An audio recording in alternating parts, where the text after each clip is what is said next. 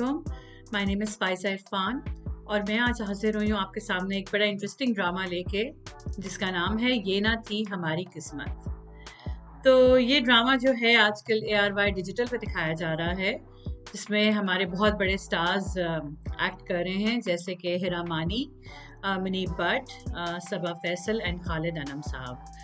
तो ड्रामा कुछ ऐसे शुरू होता है, शुरू की किस्तों में, 2-3 किस्तों में, कि जी जो हमारी हीरोइन है हिरा मानी, वो दुल्हन बन के ब्यूटी पार्लर से तैयार होके निकलती हैं, अपने शादी के वेन्यू की तरफ रवाना होती हैं और रास्ते में 2 गुंडे उन पे हमला कर देते हैं, उन्हें ज़ख्मी कर देते हैं और उनका मोबाइल चोरी कर लेते हैं, लेकिन उनका ज़ेवर कोई चोरी नहीं होता। तो उनके साथ जो उनकी दोस्त होती हैं, वो ज़ाहिर-सी बात है उनको अस्पताल ले जाती हैं और एक केओस का आलम होता है, एक घबराहट का आलम होता है, क्योंकि ज़ाहिर है एक टेंशन है कि वो बच जाएँ। तो वो उनको ख़्याल नहीं आता उनकी दोस्त को कि वो किसी से फ़ोन बोरो करके घर पे इत्तला दे दें, बता दें कि उनके साथ क्या हादसा दरपेश हुआ है, पुलिस को बता दें।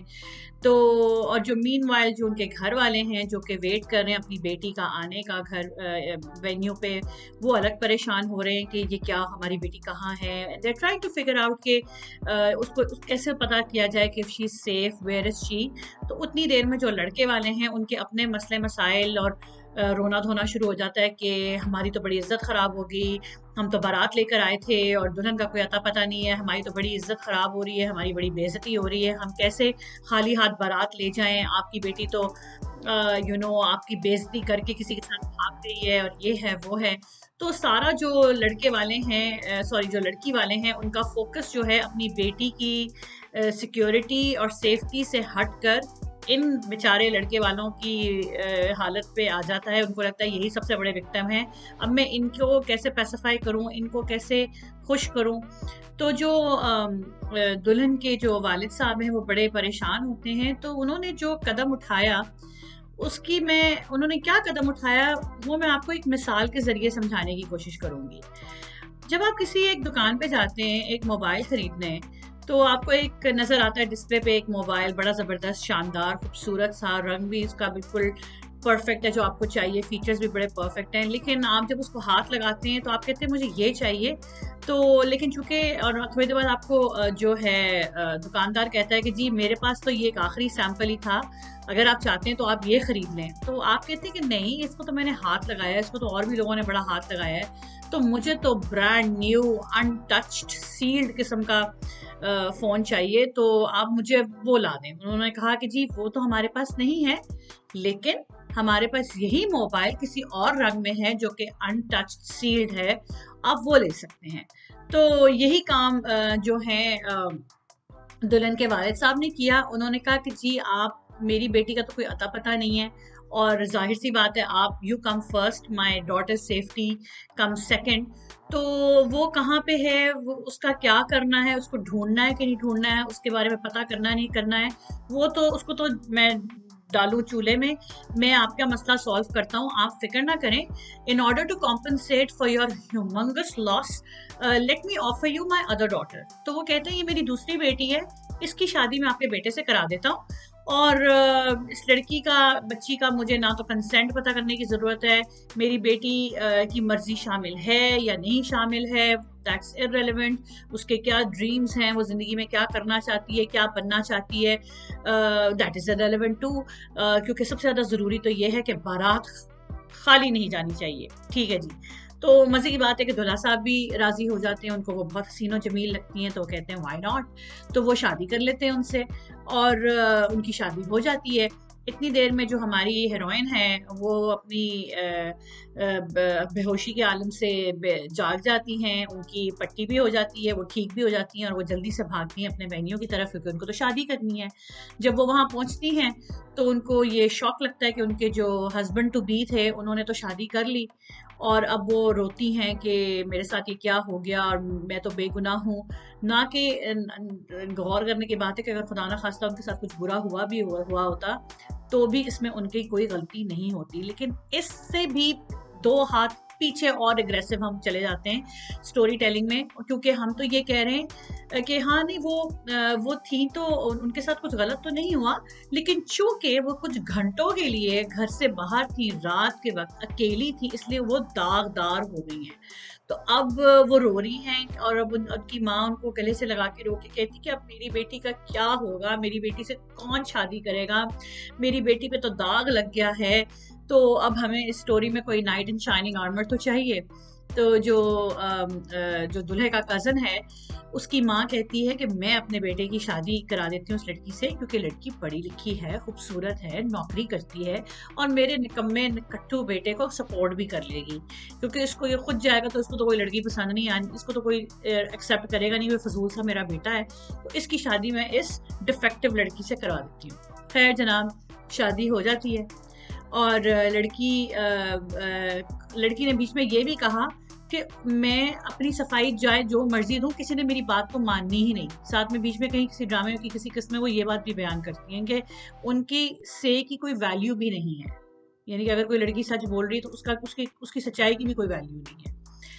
خیر جناب, this is how are drama opens, ٹھیک ہے, اور ہمارا ڈراما آگے چلتا ہے اور ہمیں سمجھ آ جاتی ہے کہ ڈراما کس ڈگر پہ جانے والا ہے, اور وہ یہ ہے کہ جی لڑکی پہ ظلم و ستم کے پہاڑ ٹوٹ پڑنے, کیونکہ جو انٹائٹلڈ اور لڑکا ہے, پریویلیج لڑکا ہے اور سنابش ہے اور بہت نکما اور نکھٹو ہے, وہ اپنی بیگم کو کسی خاطر میں نہیں لاتا, عزت تو دور کی بات ہے, اور وہ تو یہ ایکسپیکٹ کرتا ہے کہ جب میری بیوی 8 گھنٹے کی نوکری کر کے تھکی ہاری جب گھر آئے گی تو سب سے پہلے وہ گھر آ کے جو ہے روٹیاں فریش بنائے گی, کھانا گرم کر کے ٹیبل پہ لگائے گی, کھانا سب کو سرو کرے گی, کھانا سمیٹے گی, صاف کرے گی, میرے کپڑے دھوئے گی, میرے کپڑوں کو استری کر کے الماری میں بھی ٹانگے گی. تو یہ ساری ایک ایکسپیکٹیشن ہے جو کہ اس لڑکی سے کی جا رہی ہے اور اس سے کروائی جا رہی ہے, اور ساتھ میں یہ ڈرامہ ایک ون آن ون ایک مینول ہے, how to be the best بہو and how to be the best wife. اس کے لیے جو صرف 2 انگریڈینٹس آپ کو چاہیے. نمبر 1 آپ کو چاہیے کہ آپ اپنا دماغ تو کہیں کونے میں رکھ دیں اور اس کو کبھی زندگی بھر استعمال مت کریے گا, اور دوسرا ہے اپنی سیلف رسپیکٹ کو تو چولہے میں ڈال دیں. اپنی انفرادیت, آپ کی سوچ, آپ کی عزت, ان سب چیزوں کو بھول جائیں. they don't matter, they don't exist. You literally have to throw them in garbage in order to be the best bahu ever. This is the messaging this drama is sending out. And اب یہ drama 24 قسطوں تک پہنچ چکا ہے اور ابھی تک I don't see the girl standing up for herself.